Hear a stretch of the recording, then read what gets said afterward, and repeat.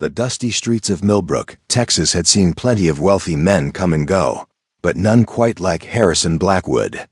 His polished leather boots had never touched dirt until that fateful autumn day in 1987, when he stepped out of his pristine Cadillac and declared that no poor man would ever be worthy of his precious daughter.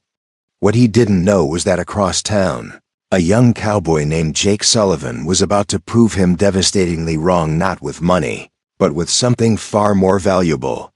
Before we jump back in, tell us where you're tuning in from, and if this story touches you, make sure you're subscribed because tomorrow, I've saved something extra special for you. The morning sun cast long shadows across the Sullivan Ranch as Jake guided his horse, Thunder, through the weathered gate that had stood for 3 generations. The 200-acre spread wasn't much to look at: faded red barn, modest farmhouse with peeling white paint, and pastures that had seen better days. But to Jake, it was everything. His calloused hands gripped the reins as he surveyed the land his grandfather had bought with nothing but determination and sweat out at 28.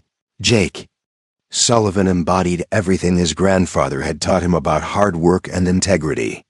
His worn Wrangler jeans and faded flannel shirt told the story of countless dawn-to-dusk days spent mending fences, feeding cattle, and keeping the family legacy alive.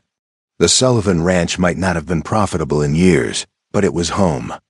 And Jake wouldn't trade it for all the oil wells in Texas. That particular Tuesday started like any other. Jake was replacing a section of damaged fencing when he heard the rumble of an expensive engine cutting through the peaceful morning air. A sleek black Cadillac Eldorado pulled up to his gate, looking as out of place as a tuxedo at a rodeo. The driver's door opened, and out stepped Harrison Blackwood, a man Jake had only heard about in hushed conversations at the local diner. Blackwood was everything Jake wasn't.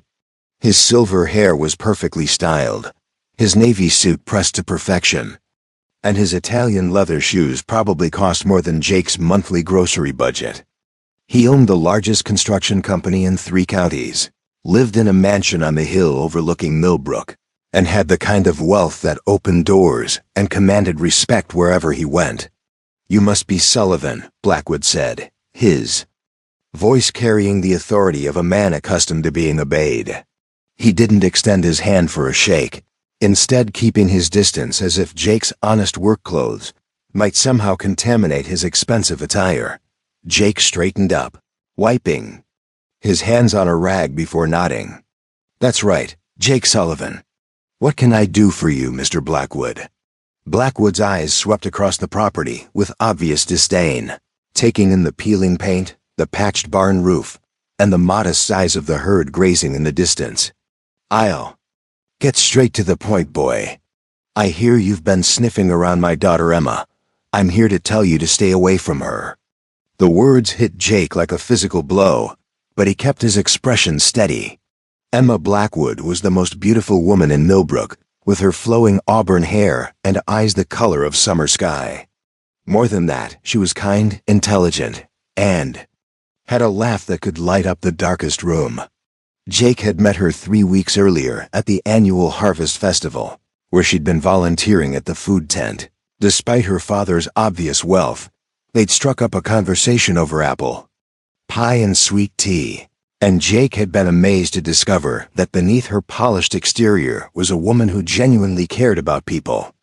She'd asked about his ranch, listened intently to his stories about growing up on the land, and had even laughed at his terrible jokes. When he'd worked up the courage to ask her to dinner, she'd said yes without hesitation. Their first date had been at Murphy's Diner, nothing fancy, just good food and honest conversation. Emma had ordered the meatloaf special and had eaten every bite, complimenting Mrs. Murphy on the best meal she'd had in months. She'd asked Jake about his dreams, his struggles with keeping the ranch afloat, and had shared her own aspirations of maybe teaching elementary school someday. "With all due respect, Mr. Blackwood," Jake said carefully, "I think that's Emma's decision to make, not yours." Blackwood's face darkened like storm clouds gathering on the horizon. "My daughter is 25 years old and has never wanted for anything in her life. She drives a BMW, has a trust fund that most people can only dream about, and has suitors from Dallas to Houston who could provide her with the lifestyle she deserves. What exactly do you think you can offer her? Jake felt his jaw tighten, but he kept his voice level. I can offer her honesty, respect, and genuine love. I can offer her a man who'll work every day to make her happy, who'll never take her for granted, and who'll love her for who she is, not what she has. Love? Blackwood laughed, a harsh sound that echoed across the ranch. Son, love doesn't pay the bills. Love doesn't put food on the table or a roof over your head. Love is a luxury for people who can afford it. And looking around this place, you clearly can't. He pulled out a leather wallet thick with $100 bills and peeled off 10 of them. Here's $1,000. Take it, and don't see my daughter again. Find yourself a nice farm girl who's used to living without the finer things in life. The sight of that money, more cash than Jake had seen in one place in years, made his stomach clench. His truck needed new tires, the barn roof was leaking in 3 places, and he'd been eating beans and rice for 2 weeks straight to save money for cattle feed. $1,000 could solve a lot of problems, but taking it would solve nothing that really mattered. Keep your money, Mr. Blackwood, Jake said, his voice quiet but firm. And keep your opinions about what your daughter deserves. Emma's smart enough to make her own choices. Blackwood's eyes flashed with anger. My daughter has been raised with the best of everything. Private schools, European vacations, country club memberships. She's accustomed to a certain standard of living that you couldn't provide if you worked 3 lifetimes. What happens when the novelty of playing house with a cowboy wears off? What happens when she realizes she's traded a life of comfort for financial struggle? Maybe you should ask her what she values most, Jake replied. Because from our conversations, it doesn't seem like material things are at the top of her list. That's because she's never had to do without them. Blackwood snapped. She's never had to worry about making rent or choosing between groceries and gasoline. She's never had to wear the same dress twice to important events or drive a truck. Held together with prayer and duct tape. You think love conquers all? Wait until she's pregnant and you can't afford proper medical care. Wait until she wants to give her children the same opportunities she had and you can't provide them. Each word was designed to cut deep, and Jake felt them finding their mark. He'd had the same doubts himself during sleepless nights, wondering if he was being selfish in pursuing Emma when he had so little to offer her materially. But every time they were together, every laugh they shared, every moment of genuine connection they experienced told him that what they had was real and worth fighting for. I'm not saying it would be easy, Jake admitted. But I believe Emma. And I could build something meaningful together. Something based on mutual respect and genuine partnership. Blackwood shook his head in disgust. You're living in a fantasy, boy. Let me paint you a picture of reality. In 5 years, when Emma's friends are driving new cars and taking vacations to Europe while she's clipping coupons and shopping at thrift stores, do you think she'll still find poverty romantic? When she watches her children wear hand-me-downs, while their classmates have the latest everything, do you think she'll thank you for choosing love over security? The older man stepped closer, his voice dropping to a menacing whisper. I've built everything I have from nothing. I know what poverty looks like, smells like, feels like. I've crawled out of that hole, and I'll be damned if I let my daughter fall into it because some cowboy filled her head with romantic nonsense. Jake studied Blackwood's face, seeing something he hadn't noticed before. Beneath the expensive clothes and practiced arrogance was a man driven by his own fears, his own memories of struggle. What happened to you, Mr. Blackwood? What made you so afraid of being poor that you can't see anything else? For just a moment, Blackwood's mask slipped. His jaw worked silently, and Jake caught a glimpse of something raw and painful in the older man's eyes. But the vulnerability vanished as quickly as it had appeared, replaced by cold determination. I've said what I came to say, Sullivan. Stay away from Emma, or you'll force me to take more drastic measures. I have influence in this town more than you know. I can make life very difficult for you if you continue this foolishness. Are you threatening me, Mr. Blackwood? I'm giving you fair warning. Emma will marry someone who can provide for her properly. Someone from her own social circle who understands the responsibilities that come with wealth and position. Someone like Bradley Henderson. Jake knew the name. Bradley Henderson was the son of a Houston oil executive, Harvard-educated, and everything Jake wasn't. He'd been pursuing Emma for months, showing up at social events with expensive gifts and grand gestures that the local newspaper loved to photograph. Has Emma told you she wants to marry Bradley Henderson? Jake asked. Blackwood's silence was answer enough, because she told me that his attention makes her uncomfortable. She said he treats her like a prize to be won rather than a person to be known. Henderson can provide stability, security, and a future worthy of my daughter's breeding. And education. What can you provide besides calloused hands and empty promises? Jake looked out across his family's land, at the oak trees his great-grandfather had planted, at the barn where he'd learned to work with his hands, at the wide Texas sky that had been his cathedral since childhood. He thought about the values his grandfather had instilled in him: honesty, integrity, hard work, and the belief that a man's worth wasn't measured by his bank account, but by the content of his character. Can provide her with a man who'll never lie to her, never cheat on her, never take her for granted. I can provide her with someone who'll work every day to earn her love, who'll put her happiness above his own comfort, who'll stand by her through whatever challenges life brings. I can provide her with a partnership built on mutual respect rather than financial convenience. Pretty words, Blackwood sneered. But words don't pay for college educations or medical emergencies or retirement security. Emma deserves better than struggling to make ends meet because she married beneath her station. Preparing and narrating this story took us a lot of time, so if you are enjoying it, subscribe to our channel. It means a lot to us. Now back to the story. Maybe, Jake said slowly, Emma deserves the chance to decide for herself what kind of life would make her happy.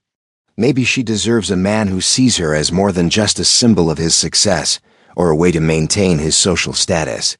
Blackwood's face flushed red with anger. You arrogant little fool. Do you have any idea who you're dealing with? I could buy and sell this pathetic ranch 10 times over without blinking. I could have you blacklisted from every job in 3 counties. I could make sure no bank will ever give you a loan, no supplier will sell you feed, no customer will buy your cattle. The threats hung in the air between them like smoke from a wildfire. Jake felt the weight of them, understood that Blackwood had the power and connections to make good on every word. But he also understood something the wealthy man didn't, that some things were worth fighting for regardless of the cost. You might be able to do all that, Mr. Blackwood, but you can't change what Emma and I feel for each other. You can't legislate love or buy genuine happiness. And you can't force your daughter to live the life you think she should want instead of the one she actually chooses. The 2 men stood facing each other in the morning sunlight, representing 2 different worlds, 2 different philosophies about what mattered most in life. The air between them crackled with tension, loaded with unspoken challenges and competing visions of Emma's future. Finally, Blackwood turned toward his Cadillac, his expensive shoes crunching on the gravel driveway. At the car door, he paused and looked back at Jake with eyes as cold as winter mornings. This isn't over, Sullivan. Emma will come to her senses, with or without your cooperation. Love doesn't last, but money does. Security trumps romance every time, and sooner or later, my daughter will realize that choosing you would be the biggest mistake of her life. The Cadillac's engine purred to life, and Harrison Blackwood drove away, leaving behind only dust and the echo of his threats. Jake stood alone in his driveway, feeling the weight of the challenge ahead. He knew this was just the beginning of a fight that would test everything he believed about love, worth, and what it truly meant to provide for the woman you care about. As Thunder whinnied softly from the nearby pasture. Jake made a silent promise to himself and to Emma. He would prove that love wasn't about money or social status or material possessions. He would show Harrison Blackwood and anyone else who doubted him that the most valuable things in life couldn't be bought, only earned through dedication, sacrifice, and an unwavering commitment to the people who mattered most. The battle lines had been drawn, and Jake Sullivan was ready to fight for his future, even if it meant going up against the most powerful man in Millbrook County. That evening, Emma Blackwood sat in the opulent dining room of her father's mansion, mechanically cutting her prime rib while her mind wandered to the weathered hands that had held hers just 2 nights before. The crystal chandelier cast rainbows across the mahogany table, and the Persian rug beneath her feet probably cost more than most people made in a year. Yet all she could think about was the simple pleasure of sharing a slice of apple pie with Jake at Murphy's Diner. "Emma, Bradley Henderson called this afternoon," her father announced, his voice carrying the satisfaction of a chess player moving his queen into position. "He's invited you to the governor's charity gala next weekend. I told him you'd be delighted to attend." Emma's fork paused halfway to her mouth. "You told him what?" "Father, I haven't spoken to Bradley in weeks. I thought I'd made it clear that I wasn't interested in pursuing anything with him." Harrison Blackwood dabbed his mouth with his linen napkin, the gesture as calculated as everything else he did. "Sweetheart, Bradley is a good man from an excellent family. He's Harvard-educated, financially stable, and moving in circles that could benefit your future. You can't seriously be considering throwing away those advantages for some cowboy who can barely keep his ranch afloat." The words hit Emma like ice water. "How do you know about Jake's financial situation? Have you been investigating him?" "I make it my business to know about anyone who might influence my daughter's life," Harrison replied smoothly. "Sullivan's ranch is mortgaged to the hilt. He's 3 months behind on property taxes. His cattle herd is less than half the size. It was 5 years ago, and his truck is held together with prayers and spare parts. Is that really the kind of security you want for your future?" Emma set down her fork with more force than necessary, the sound echoing through the formal dining room. "Security isn't just about money, Father. It's about trust, respect, and knowing that someone values you for who you are, not what you represent. Those are pretty sentiments, darling, but they don't pay for medical bills or college tuitions or retirement. Jake Sullivan might be charming in his rough-around-the-edges way, but charm doesn't create stability." Emma pushed back from the table, her chair scraping against the hardwood floor. "I'm 25 years old, Father. I'm capable of making my own decisions about who I spend time with." "Are you?" Harrison's voice hardened.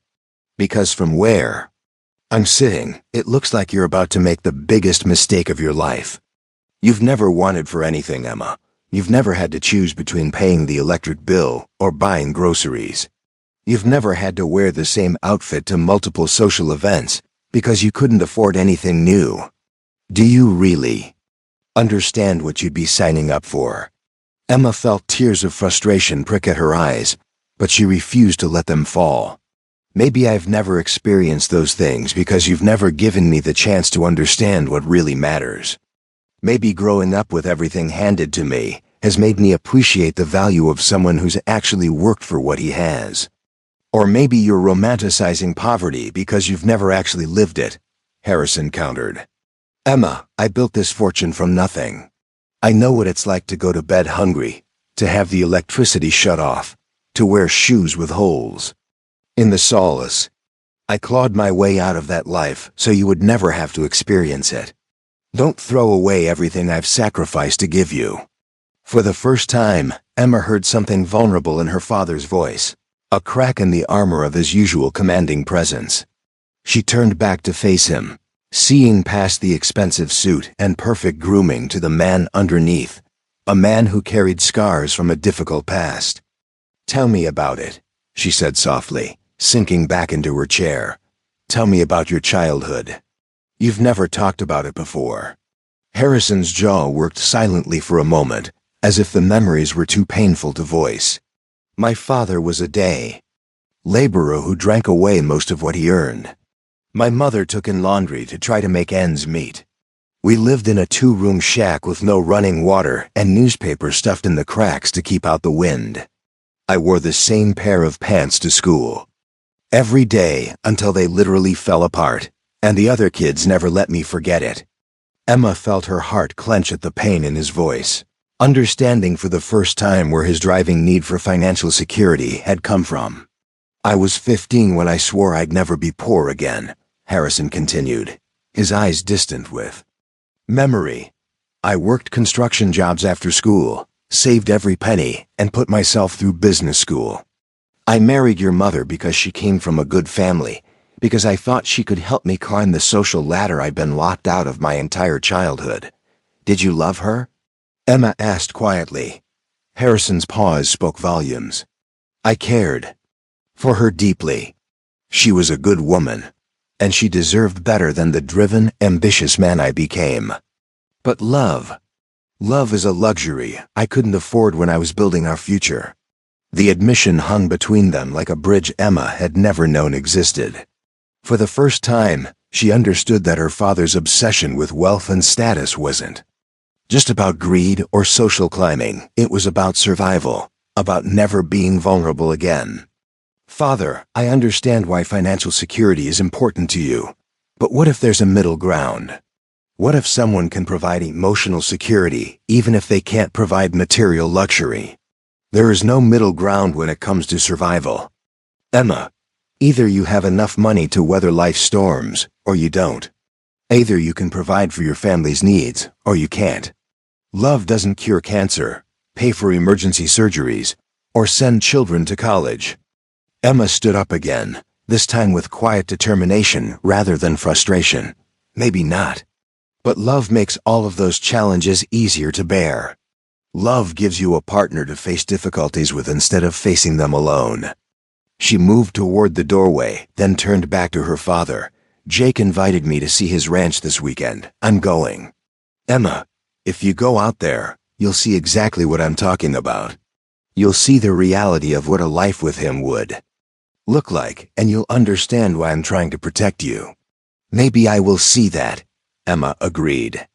Or maybe I'll see something you've trained yourself not to recognize.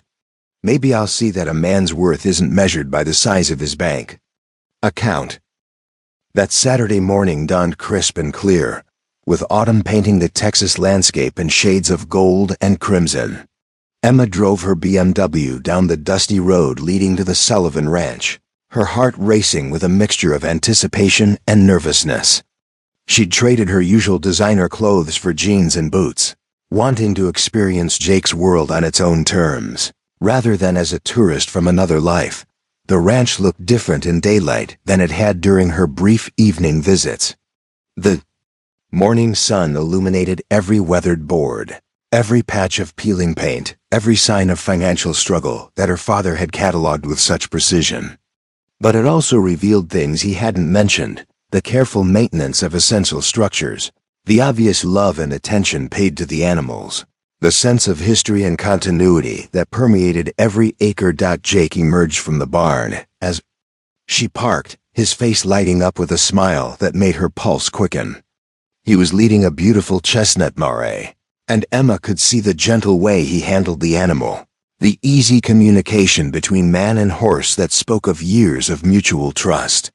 "Good morning, beautiful," he said, securing the mare to a fence post before walking over to greet her. "I'm glad you came." "This place is incredible," Emma said, meaning it. "I can feel the history here.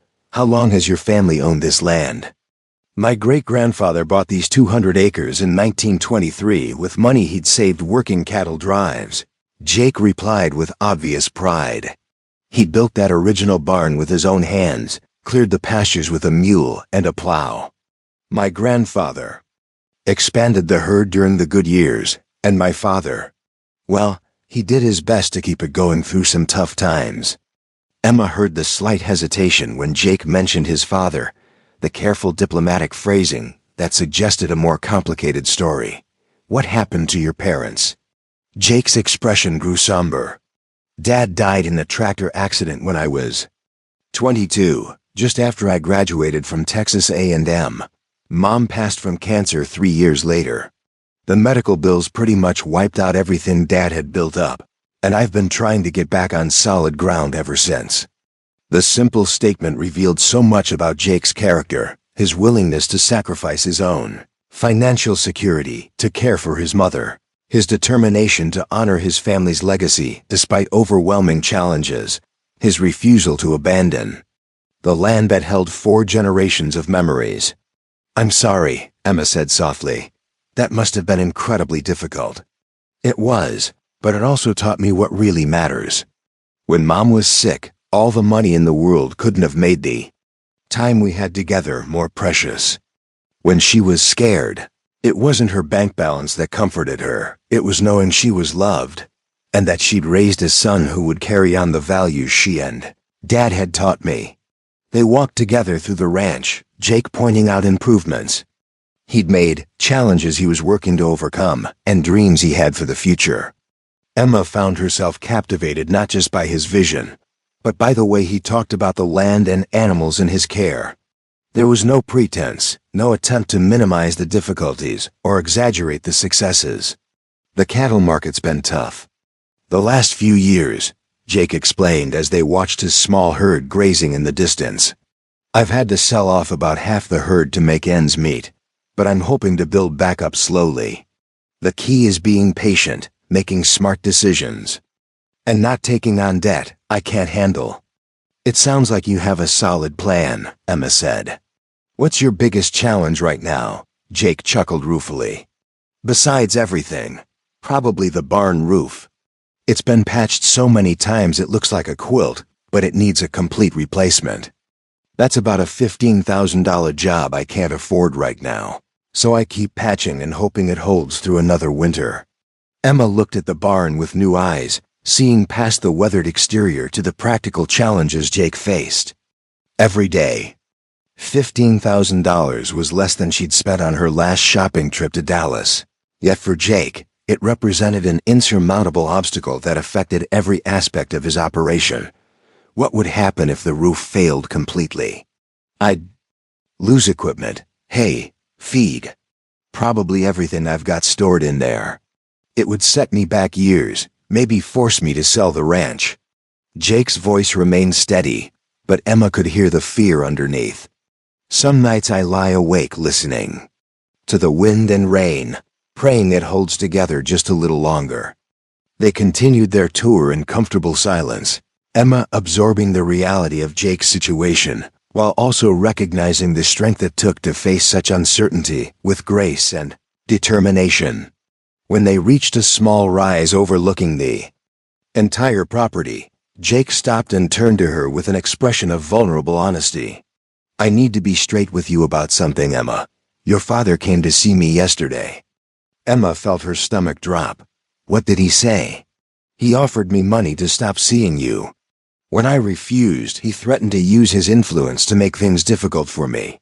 He's not wrong about my financial situation. I am struggling, and I can't offer you the kind of life you're used to. Maybe he's right to want better for you." Emma stepped closer to Jake, her eyes blazing with determination. "My father doesn't get to decide what's better for me. I do, and what I see here isn't poverty or failure. I see a man who's fighting to preserve something meaningful, who values integrity over shortcuts, who cares more about doing right than doing easy. But Emma, he's not wrong about the practical realities. If we were together, there would be sacrifices. There would be times when we'd have to choose between things other couples take for granted. There would be uncertainty, financial stress, and challenges that might strain even the strongest relationship." Emma reached up and cupped Jake's face in her hands, feeling the rough stubble against her palms. "Jake, I've spent my entire life surrounded by people who measure worth by wealth, who think success only comes in dollar signs. What I feel when I'm with you, the peace, the authenticity, the sense that I can be myself without pretense, that's worth more than all the security money can buy." "Are you sure?" Jake asked, his voice barely above a whisper. "Because once we cross this line, there's no going back." Your father will do everything in his power to break us up, and he has resources I can't match." Emma's answer came in the form of a kiss that spoke of chosen commitment rather than convenient attraction. When they broke apart, both were breathing hard, the weight of their decision settling around them like a promise. "Then we'd better be ready for a fight," Emma said with a smile that was equal parts determination and joy. Because Harrison Blackwood is about to learn that his daughter is more like him than he realizes. "When I set my mind on something I want, I don't give up easily." As they stood together on the rise overlooking the Sullivan Ranch, neither of them noticed the black sedan parked on the county road a quarter-mile away, or the telephoto lens capturing every moment of their conversation. Harrison Blackwood had not built his empire by leaving anything to chance, and he was far from finished with his campaign to separate his daughter from the cowboy who dared to love her. Monday morning brought storm clouds both literal and metaphorical to Millbrook County. Jake was mucking stalls when his neighbor, old Pete Martinez, came riding up on his ancient gelding, his weathered face grim with concern. "Jake, you need to hear this," Pete called out, dismounting with the careful movements of a man whose bones had seen 73 hard winters. "Was just at the feed store, and Tommy Morrison was talking about some city fellow asking questions about your operation. Wanted to know about your debt situation, your payment history, whether you'd been keeping up with your obligations." Jake straightened up, a cold knot forming in his stomach. "What kind of questions exactly?" "The kind that usually mean trouble's coming," Pete replied, pulling out a worn tobacco pouch. "Tommy said the fellow was real professional-like, claimed to be doing some kind of agricultural assessment for potential investors. But he was asking mighty specific questions for a general survey." "Harrison Blackwood," Jake muttered, more to himself than to Pete. "That construction big shot? What's his interest in your ranch?" Jake briefly explained the situation with Emma and her father's threats.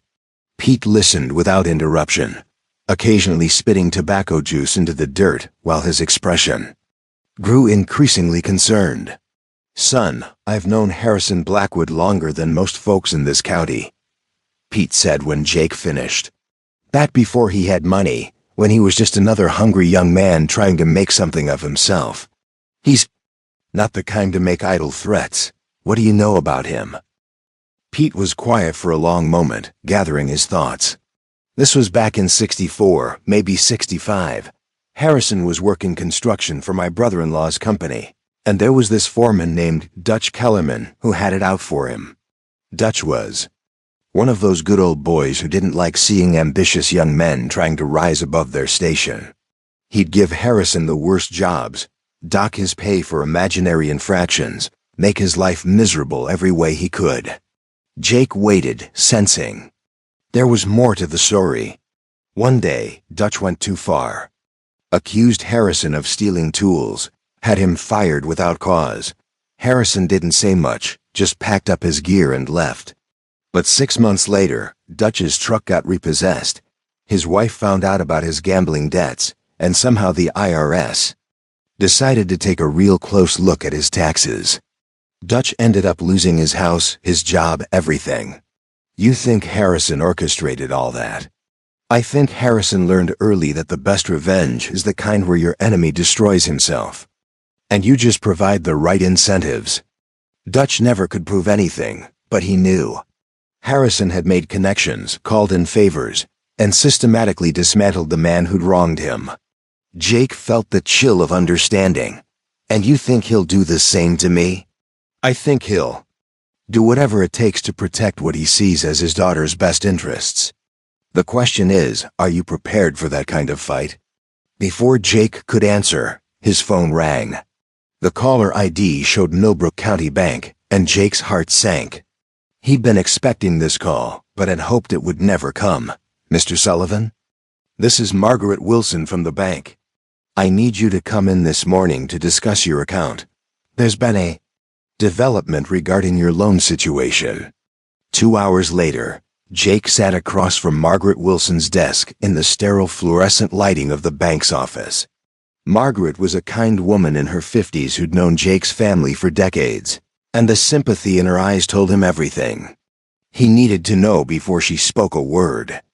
"Jake, I'm so sorry, but I've received instructions from our corporate office to accelerate the timeline on your loan. You have 60 days to bring your account current or face foreclosure proceedings." 60 days? Jake's voice came out hoarse. "Margaret, you know I've been making payments. I might be behind, but I've never missed more than 2 months in a row. We had an understanding. I know, honey, and I've tried to fight for you. But the decision came from above my authority level. Apparently, someone with significant influence has raised questions about the bank's risk exposure with agricultural loans, and your account was flagged for immediate review." Jake closed his eyes, feeling the walls closing in around him. "How much do I need to come up with?" Margaret consulted her computer screen, her fingers dancing across the keyboard with obvious reluctance. $17,400. That's the total past due amount plus penalties and fees. The number hit Jake like a physical blow. $17,000 might as well have been 17 million. He could sell his remaining cattle. But that would only bring in maybe 8,000, and without cattle, he'd have no way to generate future income. He could sell his truck, his tractor, everything he owned, and still come up short. "Margaret, can you tell me who made the complaint about agricultural risk exposure?" She glanced around the office nervously, then leaned forward and spoke in a whisper. "Jake, I could lose my job for saying this, but the inquiry came through. Bradley Henderson's office. He's on our board of directors, and when a board member raises concerns about specific accounts..."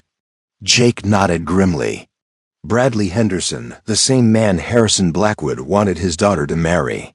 The pieces were falling into place with devastating clarity. "I'll figure something out," Jake said, standing up on unsteady legs. "Jake, honey, I hope you do. But please understand 60 days is firm. After that, I won't have any choice in the matter."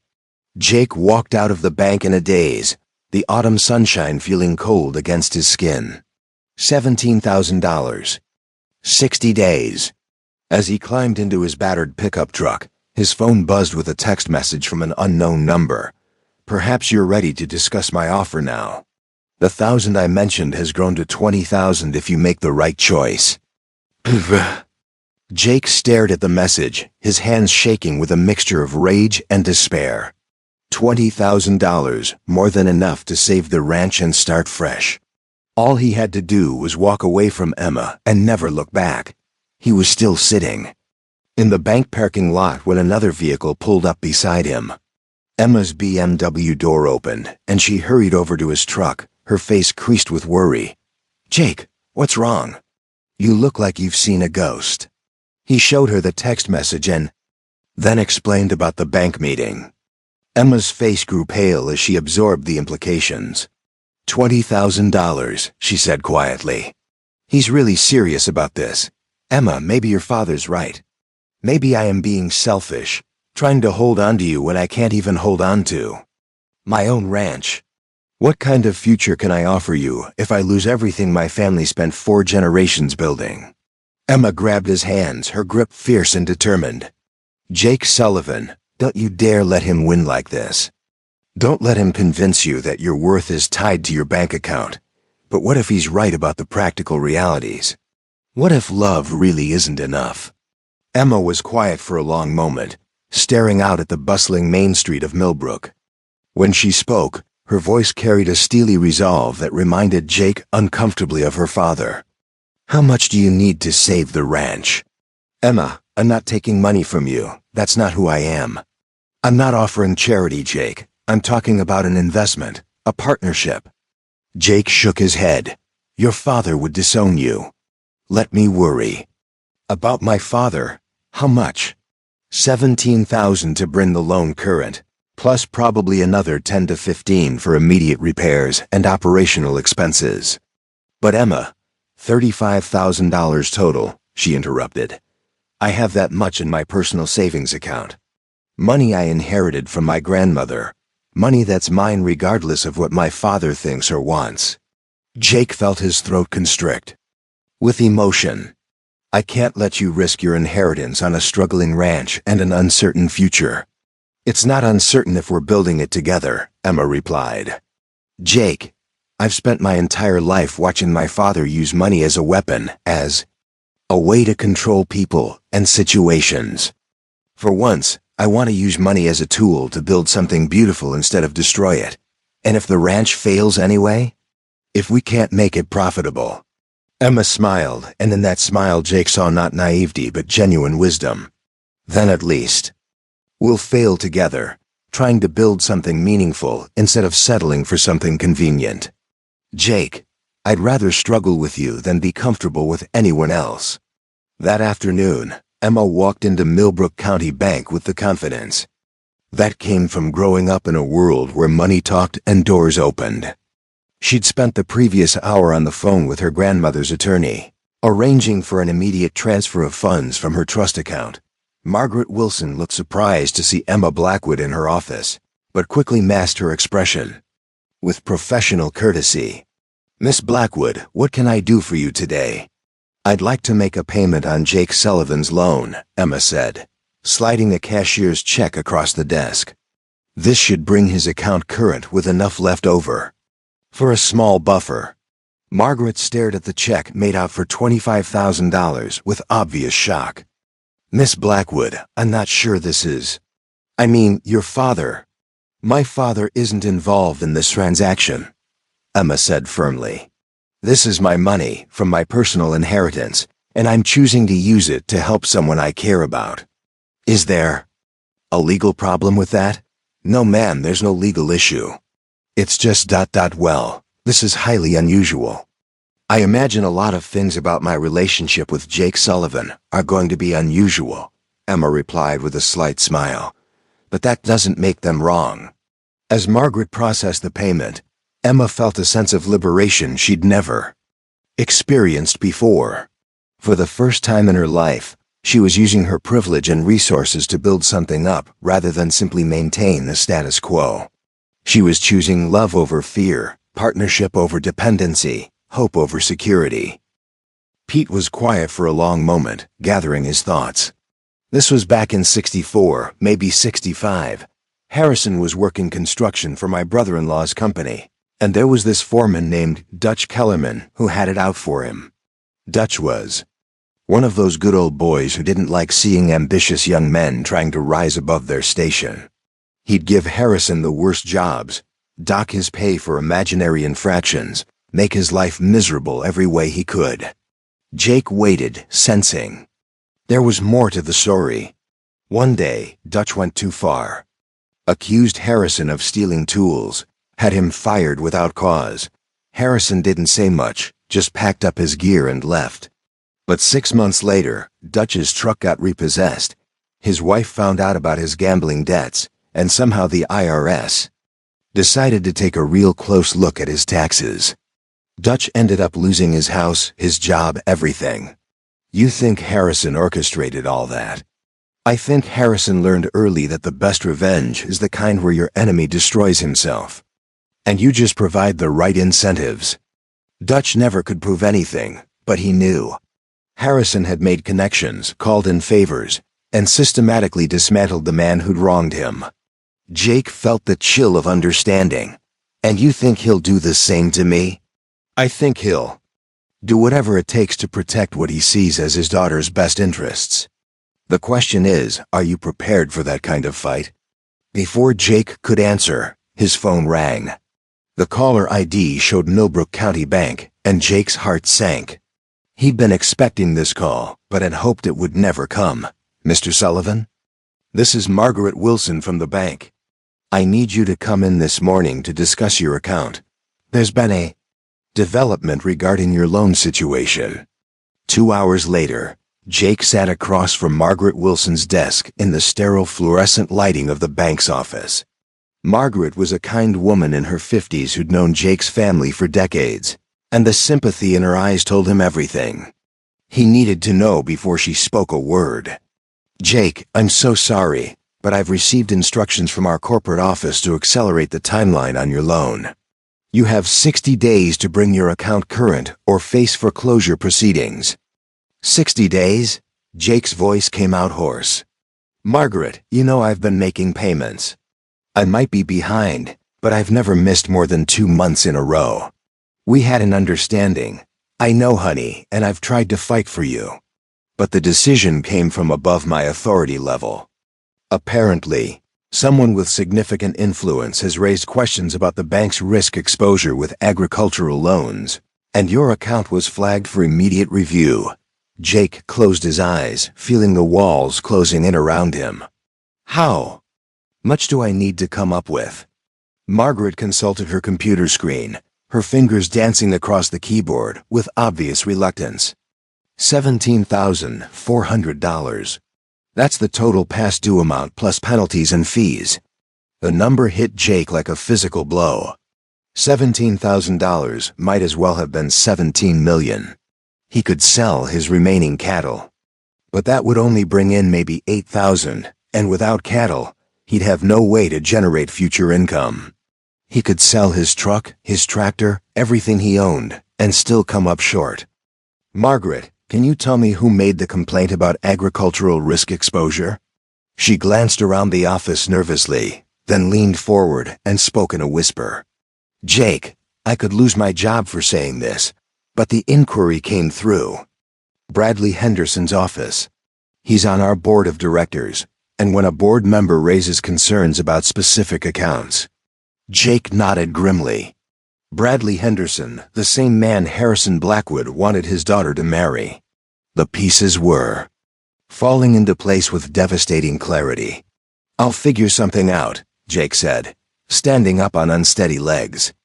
Jake, honey, I hope you do. But please understand 60 days is firm.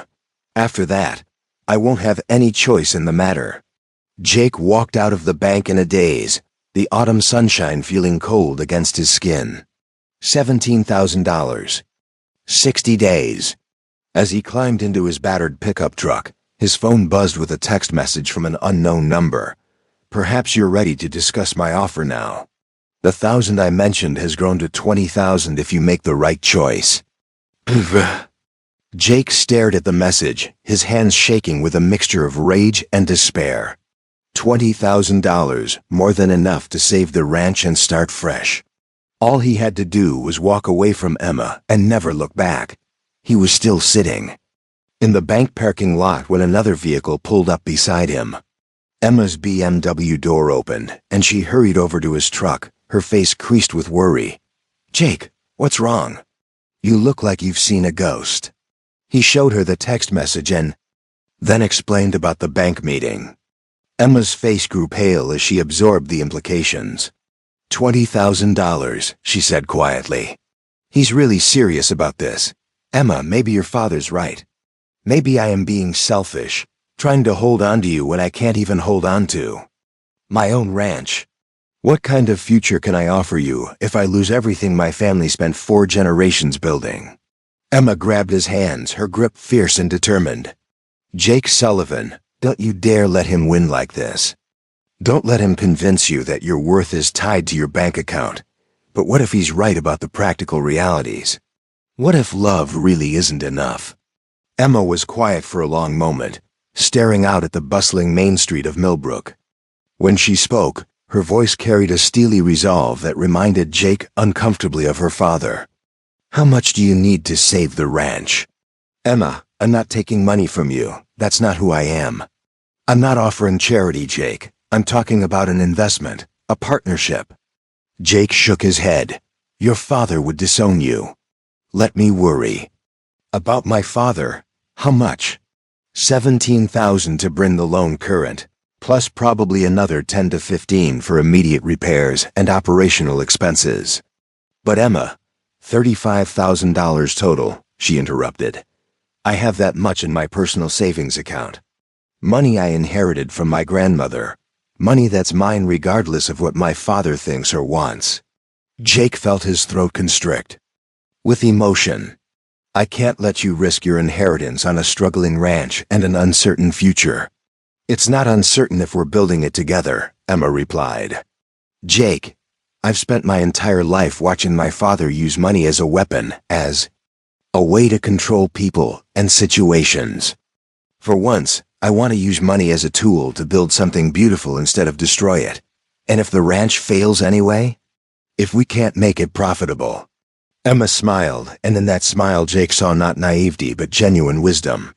Then at least, we'll fail together, trying to build something meaningful instead of settling for something convenient. Jake, I'd rather struggle with you than be comfortable with anyone else. That afternoon, Emma walked into Millbrook County Bank with the confidence that came from growing up in a world where money talked and doors opened. She'd spent the previous hour on the phone with her grandmother's attorney, arranging for an immediate transfer of funds from her trust account. Margaret Wilson looked surprised to see Emma Blackwood in her office, but quickly masked her expression with professional courtesy. "Miss Blackwood, what can I do for you today?" "I'd like to make a payment on Jake Sullivan's loan," Emma said, sliding the cashier's check across the desk. "This should bring his account current with enough left over for a small buffer." Margaret stared at the check made out for $25,000 with obvious shock. "Miss Blackwood, I'm not sure this is. I mean, your father." "My father isn't involved in this transaction," Emma said firmly. "This is my money from my personal inheritance, and I'm choosing to use it to help someone I care about." "Is there a legal problem with that?" "No, ma'am, there's no legal issue. It's just ... well, this is highly unusual. I imagine a lot of things about my relationship with Jake Sullivan are going to be unusual," Emma replied with a slight smile. "But that doesn't make them wrong." As Margaret processed the payment, Emma felt a sense of liberation she'd never experienced before. For the first time in her life, she was using her privilege and resources to build something up rather than simply maintain the status quo. She was choosing love over fear, partnership over dependency, hope over security. "So because you were afraid, I'm supposed to live my entire life in a golden cage? Because you suffered, I'm not allowed to choose my own path, even if it involves some risk? I built this empire so you would never have to face those choices," Harrison said, his voice carrying the weight of decades of sacrifice. "Every decision I've made, every enemy I've crushed, every compromise I've accepted, it was all to ensure that you would never experience the helplessness I felt as a child. But what if I'm willing to face some uncertainty in exchange for authentic love? What if I'd rather struggle with someone who values me than be comfortable with someone who sees me as an acquisition?" Harrison's face hardened again, the moment of vulnerability disappearing behind his business mask. "Then you're more naive than I thought. Jake Sullivan will break your heart, Emma. Maybe not intentionally, but inevitably. When the bills pile up and the stress mounts and he realizes he can't provide the life you deserve, he'll start to resent you. He'll blame you for the sacrifices he had to make, for the dreams he had to abandon. Or maybe we'll build something beautiful together," Emma said quietly. "Maybe we'll prove that partnership and love are stronger than individual wealth and social position." Romance novels aren't real life, Emma. In real life, money matters, security matters, stability matters. Jake Sullivan can't provide any of those things. Emma moved toward the door, her decision crystallizing with each word her father spoke. "Then I'll provide them myself. I'll use my inheritance to build the life I want with the man I choose, and there's nothing you can do to stop me." "Actually, there is," Harrison said, his voice dropping to a dangerous whisper. "The fraud investigation is just the beginning. If you continue this relationship, I'll make sure Jake faces charges for exploitation of a vulnerable person. I'll use every connection I have to destroy his reputation, his credit, his ability to earn a living anywhere in Texas. I'll make him radioactive in every business community in the state." Emma turned back to face her father, her own voice matching his cold intensity. "If you do that, you'll lose me forever. I'll disappear from your life so completely, you'll wish you'd never started this war. Better to lose you temporarily than watch you destroy yourself permanently," Harrison replied. "You'll thank me someday, When you're married to someone worthy of you and living the life you were meant to have. The life you think I should have, Emma corrected. Not the life I want. She left the mansion that night, driving through the darkness toward Jake's ranch with tears streaming down her face. Not tears of defeat, but tears of clarity. For the first time in her life, she understood exactly who she was and what she was willing to fight for. Jake was sitting on his front porch when she arrived, thunder tethered nearby as if he'd been preparing to ride out into the night. The ranch looked different in the moonlight, not shabby or impoverished, but peaceful and real in a way her father's mansion had never been. I heard about the fraud complaint, Emma said, settling beside him on the wooden steps. I'm so sorry. This is all my fault. No, it's not, Jake replied, his voice heavy with exhaustion. Your father's right about one thing. I did let desperation cloud my judgment. I should have found another way to save the ranch instead of accepting your help. There was no other way, and you know it. Jake, don't let him convince you that accepting help makes you weak or corrupt. Partners help each other. That's what partnerships mean. Jake was quiet for a long moment, staring out at the land his family had worked for 4 generations. Emma, maybe we should take a step back. Maybe your father's threats are a sign that we're moving too fast, asking for too much trouble. Emma felt panic rise in her throat. Are you giving up on us? I'm trying to be realistic about what we're up against. Your father has unlimited resources and powerful connections. He can destroy me financially, legally, and professionally. What kind of future can I offer you if I'm bankrupt and potentially facing criminal charges? The kind of future where we face challenges together instead of running from them, Emma replied fiercely. Jake, if you walk away now, he wins. He gets to control both our lives through fear and intimidation. But what if he's right about the practical realities? What if love really isn't enough to overcome this kind of systematic opposition? Emma stood up, her silhouette strong and determined against the starlit sky. Then we'll find out together. But I refuse to let fear make my decisions for me. I refuse to live my life according to someone else's definition of what's safe or appropriate or practical. Jake looked up at her, seeing not the pampered rich girl her father described, but a woman of remarkable courage and conviction. The fraud investigation could go badly, Emma. I could end up in jail. Then I'll visit you every day and fight to prove your innocence. Jake, I've spent my entire life watching my father use fear as a weapon. I won't let him use it against us. The next morning brought unexpected allies. Jake was feeding his cattle when 3 pickup trucks pulled into his driveway, carrying a delegation he hadn't expected. Old Pete Martinez, Tommy Morrison from the feed store, Doc Williams the veterinarian, and 5 other ranchers from around the county. Heard you were having some trouble with city folk, Pete said without preamble. Figured you could use some support. Tommy Morrison stepped forward, his usually cheerful demeanor replaced by grim determination. Jake, I've been doing business with your family for 20 years. Your daddy was honest as the day is long, and you're cut from the same cloth. This fraud business is nothing but rich man's bullying. Doc Williams, who delivered half the babies in the county and treated livestock for 3 decades, spoke up with quiet authority. I've known Harrison Blackwood since before he had money, and I've watched what wealth did to him. He's not the same man he used to be. Success made him hard, made him think money solves everything and people are just obstacles to be moved or removed. What are you saying?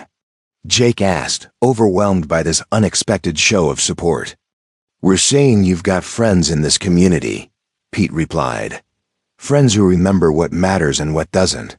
Harrison Blackwood might have money and influence, but we've got something he doesn't. We know who you really are. Tommy pulled out a folded paper from his shirt pocket. I've written up a statement about that fellow who came asking questions about your business. Turns out I remember more details than I mentioned before, like how he specifically asked about ways to force you into financial distress. Sheriff Bradley might find that interesting. Doc Williams nodded grimly. And I've got a few stories about Harrison's business practices over the years that might shed some light on his character. Seems he's not the only one who can dig up uncomfortable truths about people's pasts. Jake felt a surge of emotion that had nothing to do with romantic love and everything to do with the bonds of community and mutual respect. These men didn't care about his financial struggles or his social status. They cared about fairness, honesty, and standing up for their neighbors. "I don't know what to say," Jake managed. "Don't say anything," Pete replied with a grin. "Just remember that you're not fighting this battle alone. Harrison Blackwood thinks money is the only power that matters, but he's about to learn different. This community takes care of its own, and you're one of ours." As the ranchers prepared to leave, Doc Williams lingered behind for a private word. "Jake, I delivered Emma Blackwood 25 years ago. I've watched her grow up, and I've seen how her father's obsession with wealth and status has isolated her from genuine human connection. What you're offering her: authenticity, partnership, respect, that's worth more than all the money in Harrison's accounts. You really think we have a chance against someone with his resources?" Doc Williams smiled, his weathered face creasing. With quiet confidence, "Son, I've seen David beat Goliath more times than you might think. It usually comes down to who's fighting for the right reasons and who's fighting from fear. You're fighting for love and principle. Harrison's fighting from old wounds and terror of being poor again. In my experience, love tends to be stronger than fear, especially when it's backed up by a community that believes in doing right." That afternoon, Jake and Emma met with Sarah Chun, a young lawyer who'd recently returned to Millbrook after practicing in Dallas.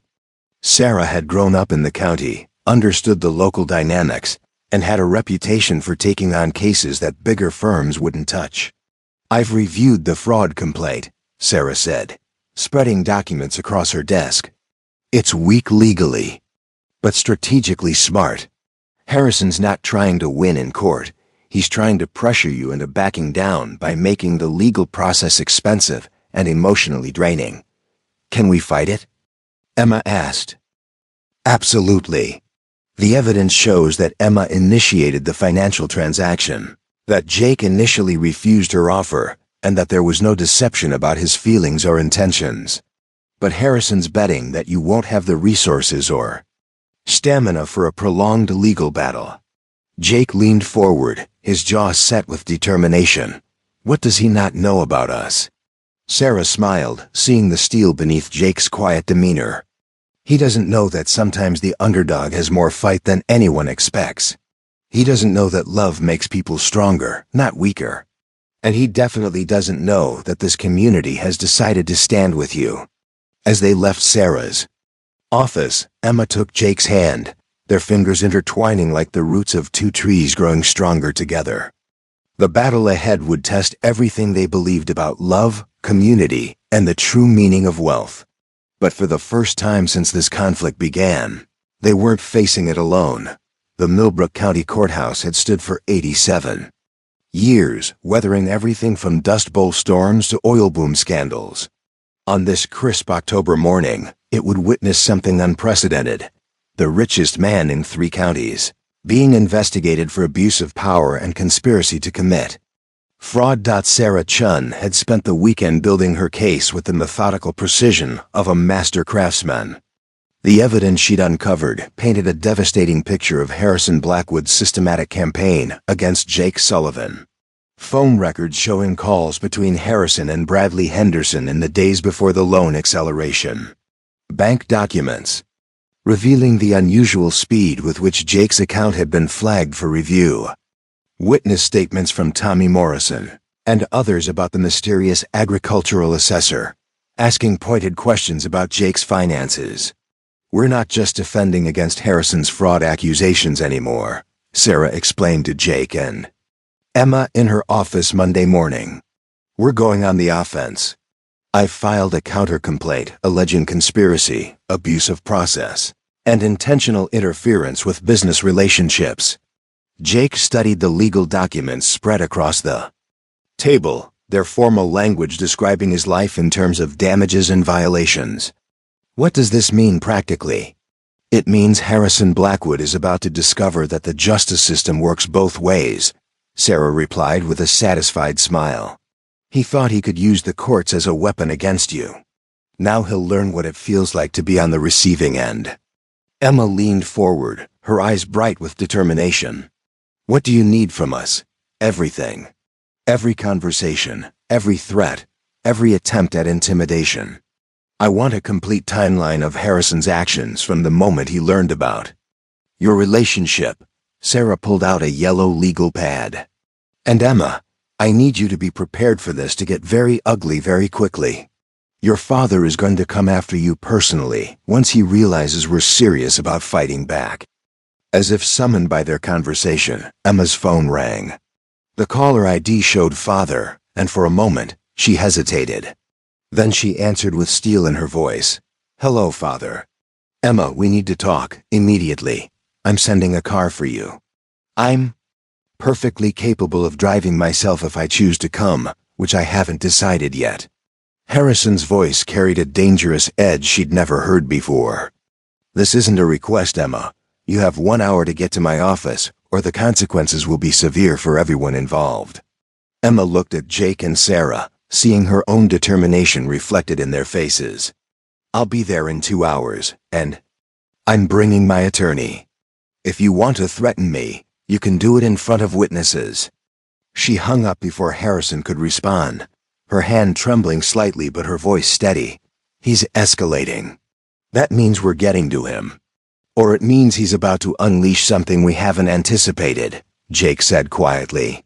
Emma, your father didn't build his empire by being predictable. If he's calling an emergency meeting, he's got a new weapon he's ready to use.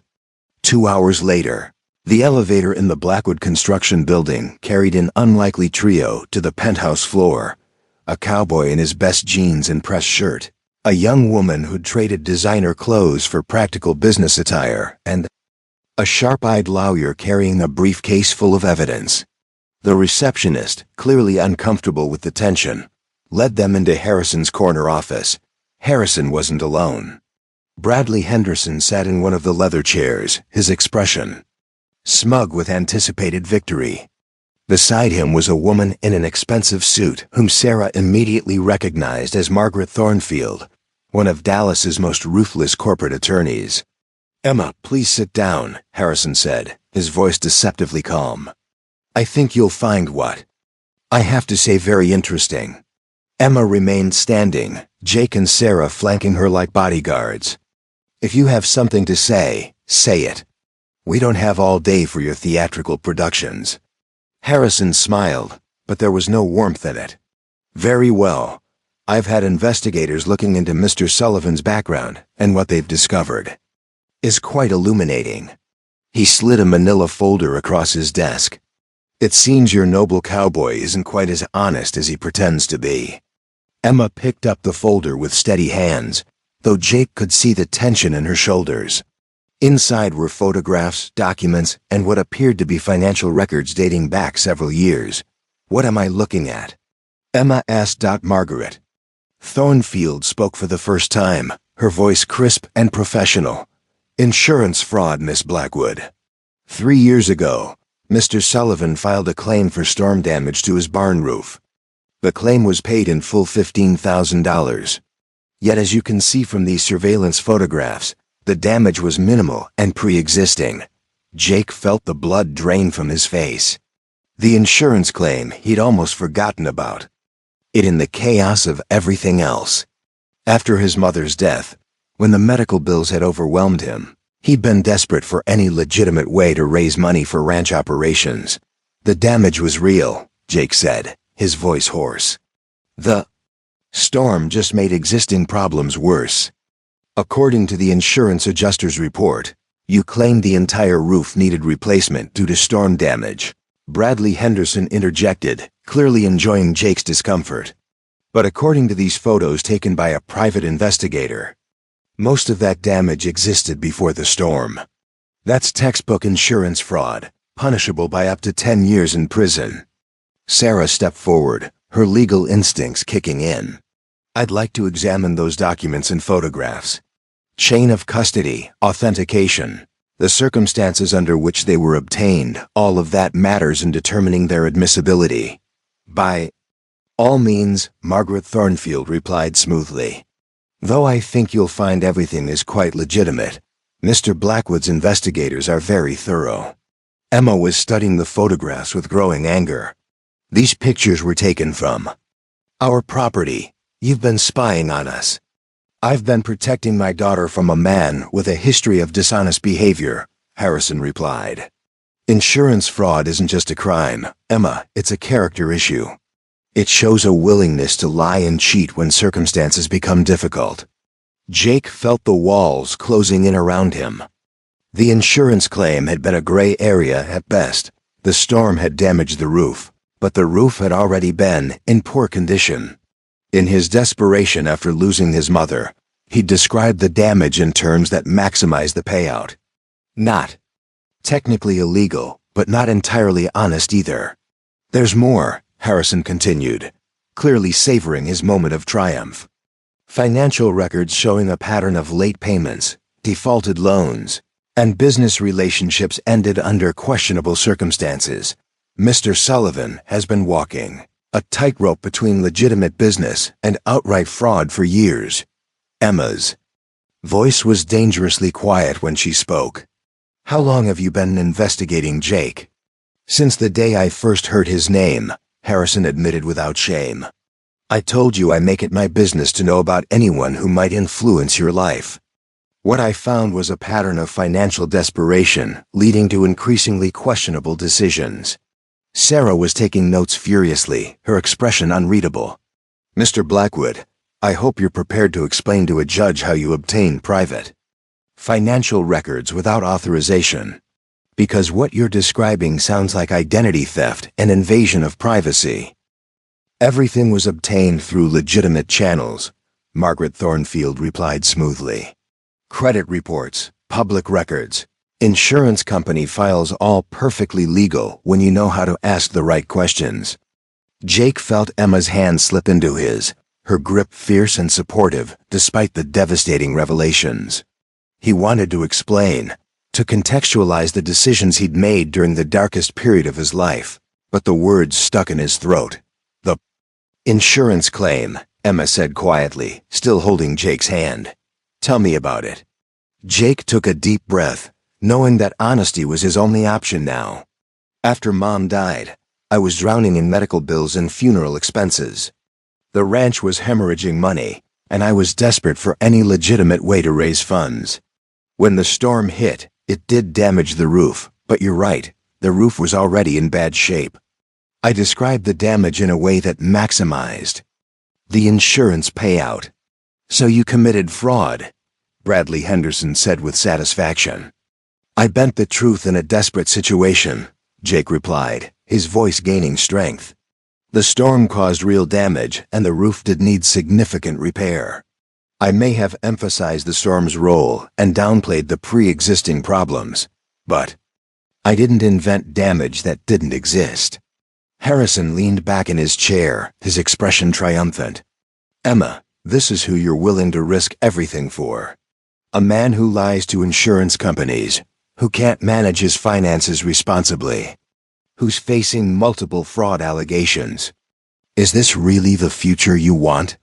Emma was quiet for a long moment, studying the documents and photographs spread across the desk. When she finally spoke, her voice carried a clarity that surprised everyone in the room. Yes, she said simply. This is exactly the future I want. Harrison's confident expression faltered. Emma, you can't be serious. The evidence clearly shows. The evidence shows a man who made imperfect decisions during an incredibly difficult time. Emma interrupted. It shows someone who was caring for a dying mother while trying to keep a family legacy alive. It shows desperation and poor judgment, but it also shows someone who was willing to fight for what mattered to him.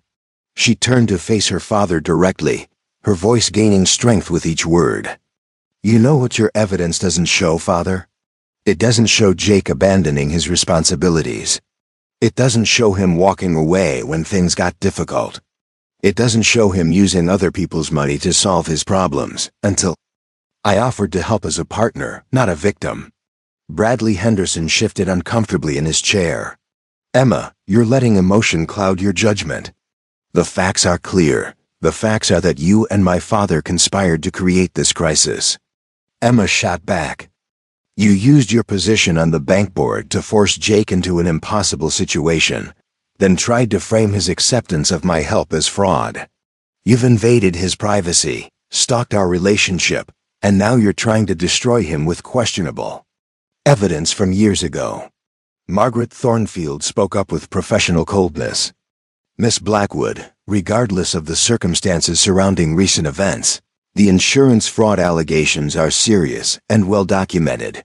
Your attachment to Mr. Sullivan doesn't change the legal reality he faces. Sarah closed her briefcase.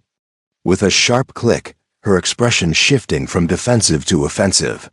Miss Thornfield, I think you'll find that the legal reality is more complex than you're suggesting.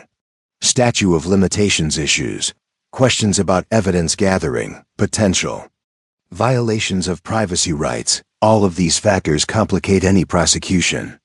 But more importantly, I think you'll find that my clients have their own evidence about conspiracy and abuse of process.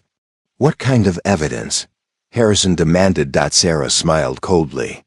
The kind that shows a pattern of harassment, intimidation, and potential criminal conspiracy involving both you and Mr. Henderson. The kind that demonstrates how wealthy individuals can abuse the legal system to persecute people they consider beneath them.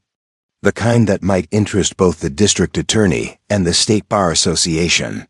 The room fell silent as the implications sank in. Harrison had expected to deliver a knockout blow, but instead found himself facing a counterattack he hadn't anticipated. Emma stood up, her posture radiating quiet dignity. Father, I'm going to say this once, and I want you to listen carefully. I am an adult woman who is capable of making her own decisions about her life and her relationships. Jake Sullivan is not perfect, none of us are. But he is honest about his imperfections, and he's working every day to be better. She moved toward the door, Jake and Sarah following. You, on the other hand, have spent weeks lying, manipulating, and conspiring to destroy a good man because he doesn't meet your financial criteria for my affections. You've taught me a valuable lesson, Father, but not the one you intended. What lesson is that? Harrison asked, his voice barely above a whisper. Emma paused at the door, looking back at the man who'd raised her with a mixture of love and disappointment. You've taught me that money without morality is worthless. You've taught me that wealth without wisdom leads to corruption. And you've taught me that I'd rather struggle with someone who values integrity than be comfortable with someone who's willing to destroy innocent people to get what he wants. As they waited for the elevator, Jake finally found his voice. Emma, about the insurance claim. I should have told you about it earlier. You had a right to know about my mistakes before you decided to help me. Emma turned to him, her eyes soft with understanding. Jake, we all have things in our past we're not proud of. What matters is how we learn from them and who we choose to become. Your father-in-law isn't judging you for that insurance claim. He's using it as a weapon because he's afraid of losing control. But what if he's right? What if I really am not good enough for you? Emma cupped his face in her hands, her voice fierce with conviction. Jake Sullivan, you are the first man I've ever met who sees me as a partner instead of a prize. You're the first person who's ever made me want to be stronger, braver, and more authentic. If that's not good enough for my father, then his standards are wrong, not you. As the elevator carried them down from Harrison Blackwood's Tower of Power, none of them could have predicted that the real battle was just beginning. Because Harrison had one more card to play, one final weapon that would test everything they thought they knew about love, loyalty, and the true cost of standing up to power. The war between love and money was far from over. And the next move would change everything. The secure conference room at the FBI field office in Austin had witnessed many high-stakes negotiations, but rarely one involving a construction magnate, a cowboy, and allegations that would shake Millbrook, county to its foundations. Special Agent Diana Rodriguez had spent 15 years investigating white-collar crime, and the evidence spread across her desk represented one of the most intricate conspiracy cases she'd encountered. "Mr. Sullivan, Miss Blackwood, I want to thank you for bringing this matter to our attention," Agent Rodriguez said, her voice professional but sympathetic. "What we're looking at here goes far beyond personal disputes or civil litigation. This appears to be a systematic pattern of corruption involving multiple state and federal crimes." Sarah Chun had spent 3 sleepless nights preparing for this meeting, uncovering connections that painted a disturbing picture of Harrison Blackwood's business empire. "Agent Rodriguez, as you can see from our documentation, this conspiracy involves bank fraud, wire fraud, abuse of government databases, and violation of federal privacy laws. The evidence was damning. Harrison's investigators had accessed Jake's financial records through illegal means, using fabricated credentials to obtain information from banks, insurance companies, and government agencies. Bradley Henderson had violated his fiduciary duty as a bank board member by using his position to target Jake's loan for personal reasons. Phone records showed a coordinated campaign stretching back weeks before Harrison had even met Jake. The scope of this operation is what concerns us most," Agent Rodriguez continued, studying a timeline Sarah had prepared. "Mr. Blackwood appears to have used similar tactics against other individuals who've crossed him over the years. We've identified at least 6 other cases where business rivals or personal adversaries face suspicious legal troubles, financial difficulties, or mysterious investigations." Emma felt a chill as the implications sank in. "You're saying my father has done this before?" "We're saying the evidence suggests a pattern of behavior that extends far beyond your current situation," Agent Rodriguez replied carefully. "Your case appears to be the most recent in a series of what we can only describe as corporate retaliation campaigns." Jake leaned forward, still struggling to process the magnitude of what they'd uncovered. "So the insurance fraud allegations against Emmy are likely based on illegally obtained evidence that would be inadmissible in any legitimate prosecution," Sarah answered. "More importantly, the timing and coordination of these revelations constitutes criminal conspiracy.